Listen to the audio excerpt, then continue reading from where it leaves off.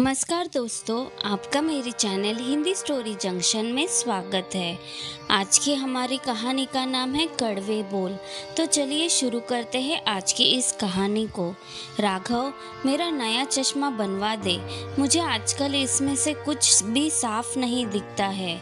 मैं भगवान की पूजा पाठ भी नहीं कर पाती हूँ। ललिता जी ने अपने बड़े बेटे को कहा, जो लगभग घर से निकलने को तैयार हो रहा था। ओ मम्मा, आपको कितनी बार कहा है, जब भी घर से निकलूं तो पीछे से आवाज मत दिया करो, पर आप भी अपनी आदत से मजबूर हो। और यही काम रात को बोल देती तो सुबह ये टोका टाकी तो नहीं होती। मैं तुझे पिछले सप्ताह भर से बोल रही हूँ। फिर दुकान के पास में ही तो मैं तो चश्मे वाला है, तुझे ज्यादा दूर भी नहीं जाना पड़ेगा, ललिता जी ने कहा। हाँ हाँ, पता है, ज़्यादा सलाह मत दो। सुबह सुबह मैं हूँ जो जल्दी उठकर दुकान खोलता हूँ। बाकी दोनों भाई तो आराम से आते हैं, फिर मैं ही हर काम क्यों करूँ। आपके दोनों बेटों को भी कभी कुछ बोल दिया करो। और राघव दनदनाता हुआ चला गया। तभी उसकी पत्नी रजनी बोलती है, सही तो है, आखिर हर काम यही क्यों करे। छोटा काम हो या बड़ा काम, इनकी ही भागा दौड़ी होती है। सुबह सबसे पहले अपनी नींद खराब करते हैं, फिर भी किसी को नहीं समझ आता है। हमेशा की तरह सब सुनकर चुप रहने की बारी ललिता जी की ही थी। जब अपना बेटा ही हर बात का उल्टा जवाब दे, ताने दे, तो फिर बहू से कुछ भी कहने का कोई मतलब ही नहीं था। तभी शोरगुल सुनकर मंझला बेटा राकेश आता है। क्यों माँ, सुबह सुबह घर में हल्ला मचा रखा है। रात को सबसे आखिर में दुकान बंद करके मैं आता हूँ और कोई अपनी नींद भी पूरी नहीं करने देता। रात तक दुकान में खटते रहो और घर आकर भी चिक चिक सुनो। राकेश की बात पूरी नहीं हुई थी कि उसकी पत्नी रोहिणी बीच में ही बोल पड़ती है, घर में किसी को मतलब नहीं है। अरे, एक यही तो है जो रात को देर तक दुकान पर रहकर ग्राहक ही संभालते हैं और इन्हें ही सोने नहीं दिया जाता है। माँ जी, आपका चश्मा नहीं हुआ कोई चुनावी मुद्दा हो गया, जिस पर रोज हल्ला मच जाता है। अपने छोटे बेटे से कहिए, जो देर तक सोया पड़ा रहता है और रात को भी सबसे पहले दुकान का काम छोड़कर भाग आता है। जो करता है वो ही मरता है। रोहिणी यह कहकर कमरे में चली जाती है।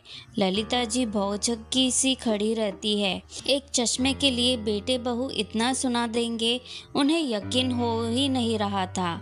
अपनी ममता का ये हश्र देखकर वो दुखी हो रही थी।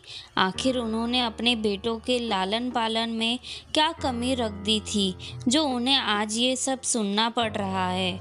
माँ का ज़रा सा काम उनसे नहीं हो रहा है, या वो इस काम को टालना चाह रहे हैं। तीनों एक दूसरे पर काम थोपकर खुद मुक्त हो जाना चाहते रहे थे। वो ये सब सोच रही थी कि सबसे छोटा बेटा महेश भी उठकर आ जाता है। माँ, आपको कितनी बार कहा है कि रोज रोज घर में तमाशा मत किया करो। अब देखो ना, आपने भैया, बीच वाले भैया और मुझे भी परेशान कर रखा है। ये दोनों तो सिर्फ सुबह दुकान खोलते हैं और रात को बंद करते हैं। कंप्यूटर पर सारा हिसाब किताब तो मैं ही करता हूँ। रात तक लगा रहता हूँ, मेरा दिमाग थक जाता है। और आपको इस चश्मे की पड़ी है। और वो हाथ से छीनकर चश्मा फेंक देता है। ललिता जी की उसकी इस हरकत से परेशान हो जाती है। तीनों बेटे उन्हें परेशान करने का कोई मौका नहीं छोड़ते हैं। आखिर एक माँ को ये सब दिन दिखाने से पहले भगवान अपने पास बुला क्यों नहीं लेता है। तभी उनकी नज़र अपने पति की तस्वीर पर पड़ती है, तो वो उसे देखकर और भी तेज रोने लगती है। आप मुझे अपने साथ ही क्यों नहीं लेके गए, मुझ विधवा को भरे जमाने में अकेला क्यों छोड़ गए। रोते रोते उनकी आंख लग गई। तभी सबसे छोटी बहू दीपा आती है। ये लो, ये तो सोई पड़ी है, अब रसोई कौन बनाएगा। सबको भूख लग रही है, इन्हें तो कोई काम है ही नहीं, पर हमें तो अपने बच्चों को भी संभालना पड़ता है। इन पर तो कोई जिम्मेदारी नहीं है।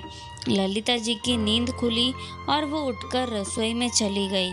तीनों बेटे उनके पति की दुकान संभालते हैं और तीनों बहुएं घर पर बच्चों को देखती है और उन्हें इस उम्र में भी रसोई देखनी होती है। इतने लोगों का खाना बनाना होता है। तभी बड़ी बहू रसोई में आती है।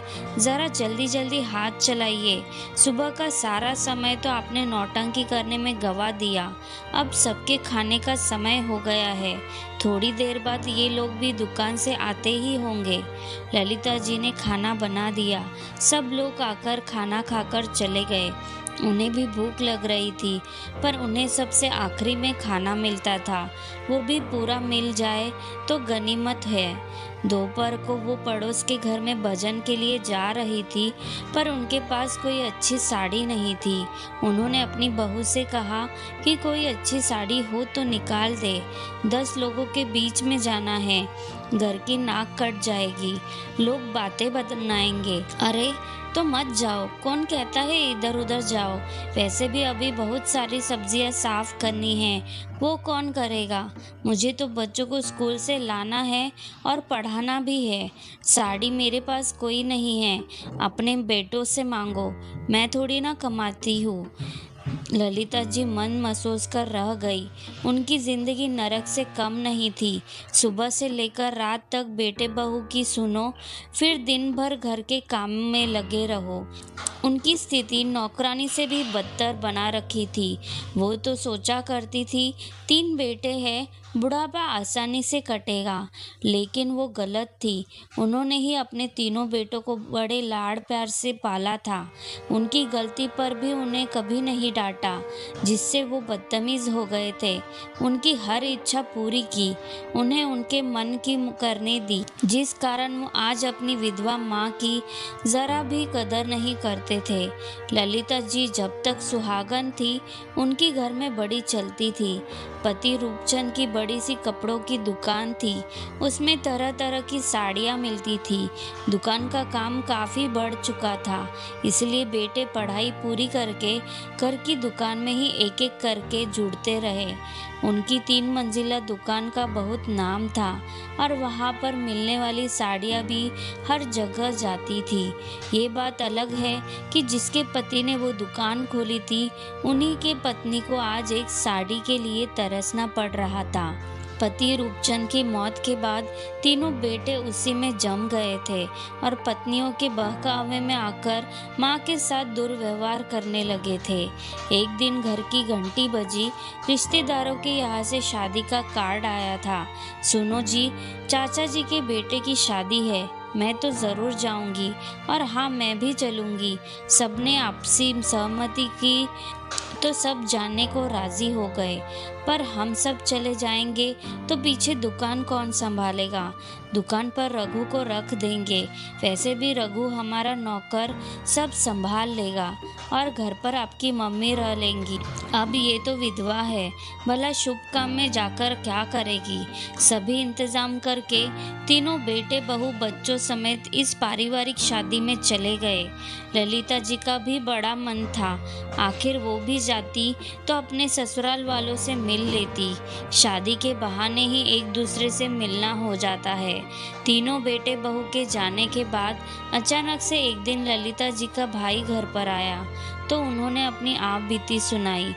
ललिता जी, मुझसे आपकी हालत देखी नहीं जा रही है। कैसे बेटे हैं, माँ का एक चश्मा नहीं बनवा सकते, घर की साड़ियों की दुकान है और माँ को एक साड़ी लाकर नहीं दे सकते। आपने मुझे बताया क्यों नहीं। जीजा जी के जाने के बाद ये कुछ ही महीनों में आपका क्या हाल हो गया है। वैसे दुकान तो जीजा जी के नाम पर थी, तो उनके जाने के बाद ये दुकान आपकी होगी, तो आपने बेटों का उनकी मनमर्जी क्यों करने दी। भैया, मुझे तो इतनी जानकारी भी नहीं है और ना ही मैंने इतना सोचा है। मुझे कुछ पता भी नहीं है। घर के कागजात और दुकान के कागजात तो घर पर ही रखे हैं, पर मैंने तो कभी खोलकर देखे ही नहीं। मन में यही बैठा था कि इनके जाने के बाद ये घर और दुकान तो बेटों की ही हो जाएगी, क्योंकि बेटे ही तो वारिस होते हैं। मैं तो अपने आप को भूल ही गई थी। जीजी, आप मुझे घर के और दुकान के कागजात दिखा सकती है? ललिता जी ने अपने पुराने बक्से से कुछ फाइलें निकालकर भाई को दिखा दी, जो उन्होंने कभी खोलकर देखना जरूरी नहीं समझा। मेरी भोली जीजी, महीनों से बेटे बहू के ताने सुन रही हो, खुद की हालत कितनी बुरी बना रखी है। इन कागजों में साफ लिखा है कि जीजा जी के जाने के बाद ये घर और बड़ी सी दुकान आपके नाम पर है। आप चाहो तो अपने बेटे बहू को घर से निकाल भी सकती हो और दुकान की सारी कमाई भी आपके हिस्से में ही आएगी। आपके जीते जी इन दोनों पर आपके बेटे हक नहीं जता सकते हैं। ये सुनते ही ललिता जी का चेहरा खिल गया, उनमें नई जान आ गई। उनके भाई ने उन्हें कुछ बातें समझाई और वो चले गए। ललिता जी अब अपने बच्चों के आने का इंतजार करने लगी। 2 दिन बाद सब परिवार समेत शादी से लौटकर आए तो आते ही उनके होश उड़ गए, क्योंकि उनके कमरों पर ताले लगे हुए थे। आखिर ये ताले किसने और क्यों लगाए? सबके मन में यही सवाल था। तभी ललिता जी अपने कमरे से बाहर आई और बोली, तुम सब शादी से आ गए, शादी कैसी रही? वो तो सब ठीक रही, पहले ये बताओ हमारे कमरों में ताले किसने लगाए हैं? किसकी हिम्मत हुई ऐसा करने की? तुम तीनों के कमरों में मैंने ताले लगाए हैं, क्योंकि अब तुम तीनों मेरे घर में नहीं रह सकते हो। अपनी पत्नियों और बच्चों को लेकर यहाँ से दफा हो जाओ और कहीं घर ढूंढ लो। माँ, बुढ़ापे में सठिया गई हो क्या? ये क्या मजाक लगा रखा है? हमारा घर है और हमारे ही कमरों में ताला लगा रखा है। आपका दिमाग तो नहीं फिर गया है? राघव चिल्लाने लगा। तभी राकेश भी बोला, माँ को पागल खाने भर्ती करवाना पड़ेगा, बहकी बहकी बातें करने लगी है। छोटा वाला महेश भी बोला, माँ सुबह सुबह फिर से तमाशा शुरू कर दिया, कमरों की चाबी दे दो वरना मैं पुलिस को बुलाकर ले आऊंगा। तभी ललिता जी चिल्लाकर बोली, तुम तीनों चुप करो, जरा भी माँ से बात करने की तमीज नहीं है। ना तो मैं सठिया गई हूँ और ना ही मेरा मानसिक संतुलन बिगड़ा है और ना ही मैं कोई तमाशा खड़ा कर रही हूँ। ये घर मेरे नाम पर है और मेरी मर्जी है। मैं तुम्हें इस घर में नहीं रखना चाहती हूँ। तुम तीनों के पिताजी के जाने के बाद ये घर और इस दुकान की मालकिन मैं हूँ और अब मेरी मर्जी चलेगी। तुम लोग अपने रहने का और कहीं इंतज़ाम कर लो और दुकान पर मैंने नए बंदे रख दिए हैं। मुझे तुम्हारी अपनी दुकान पर भी कोई ज़रूरत नहीं है। ये दुकान मेरे पति की थी और वो मेरे नाम करके गए हैं। माँ के मुंह से ये बात सुनकर तीनों बेटे और बहू के पाँव के नीचे से ज़मीन ही निकल गई। उन्हें विश्वास ही नहीं हुआ, आखिर माँ भी उनके साथ ऐसा कर सकती है। अब उन्हें कुछ नहीं सूझ रहा था। अब एक एक करके सबकी आवाज़ बदल गई। राघव नरमाई से बोला, माँ आप ऐसा कैसे कर सकती हो? अपने ही बच्चों को कोई घर से निकालता है क्या? पूत कपूत हो सकते हैं, पर माता तो कभी कुमाता नहीं हो सकती है। हाँ भैया, आप सही कह रहे हो। माँ को हमारी किसी बात से दुख पहुँचा हो तो माफ़ कर दे, इतनी बड़ी सज़ा मत दे। अपने बच्चों को लेकर कहाँ जाएंगे? राकेश बोला। माँ तो बच्चों को माफ़ कर देती है। माँ अब हमें साड़ियों का ही काम आता है, दूसरा धंधा कैसे करेंगे? हमारे बच्चे क्या खाएंगे? हम तो एक ही रात में सड़क पर आ जाएंगे। महेश बोला। तीनों बहू की भी अक्ल ठिकाने आ गई। रजनी, रोहिणी और दीपा भी उनके पैरों में गिरकर उनसे माफ़ी मांगती है। ललिता जी कहती है, तुम लोगों ने मेरा बहुत दिल दुखाया है। मैं तुम सबको ऐसे माफ़ तो नहीं कर सकती हूँ। सज़ा दूंगी तभी तो तुम तीनों को सबक भी याद रहेगा। एक माँ का ये भी फ़र्ज़ है कि वो अपने भूले भटके बच्चों को सही रास्ते पर लेकर आए। बच्चे जब गलती करते हैं तो माँ को सज़ा देने का हक है, ताकि उससे बच्चों को सबक मिल सके। तुम लोगों ने मेरे साथ जो दुर्व्यवहार किया, तुम्हारे बच्चों ने भी तुम्हें ऐसा करते हुए देखा है। हो सकता है भविष्य में वो तुम सबके साथ भी वही दुर्व्यवहार करे। इसीलिए तुम सबको सही रास्ते पर लाना ज़रूरी है। पैसों की कीमत भी समझना ज़रूरी है। तुम सबको पिता का जमा जमाया धंधा मिल गया तो तुमने कभी संघर्ष नहीं किया। अब कमरे पर लगे ताले 1 साल बाद ही खुलेंगे।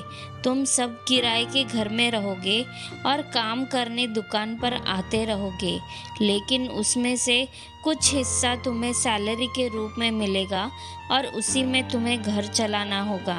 तीनों बच्चों को सजा देकर ललिता जी का अशांत मन शांत हुआ और वो आत्मसम्मान के साथ रहने लगी।